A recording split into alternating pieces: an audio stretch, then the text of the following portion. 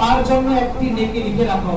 আর সে যখন কাজটি করে তখন তার 10 গুণ নেকি লেখার জন্য আল্লাহ তাআলা ফেরেশতাকে নির্দেশ দেন। সুবহানাল্লাহ। এজন্য আমরা ভাই যারা হজে যেতে পারি নাই এখনো পর্যন্ত, অন্তত আমরা তো নিয়ত করতে পারবো না ইনশাআল্লাহ ভাই। নিয়ত করে সামর্থ্য অনুযায়ী সঞ্চয় করা শুরু করেন।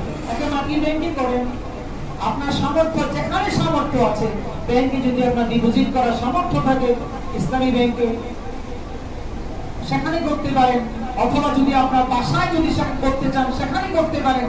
আপনার অল্প অল্প করে কিছু টাকা জমা করতে থাকেন, সঞ্চয় করতে থাকেন। ইনশাআল্লাহ সুম্মা ইনশাআল্লাহ দেখবেন যে একদিন আল্লাহ তাআলা হজের টাকা সঞ্চয় করে দিবেন, ব্যবস্থা আল্লাহ তাআলা আপনার করে দিবেন ইনশাআল্লাহ। ইনশাআল্লাহ আল্লাহ করে দিবেন। এটা আপনার করতে হবে, এবং শুধু নিয়ত করলেন আর কোনো চেষ্টা করলেন না তা কিন্তু হবে না।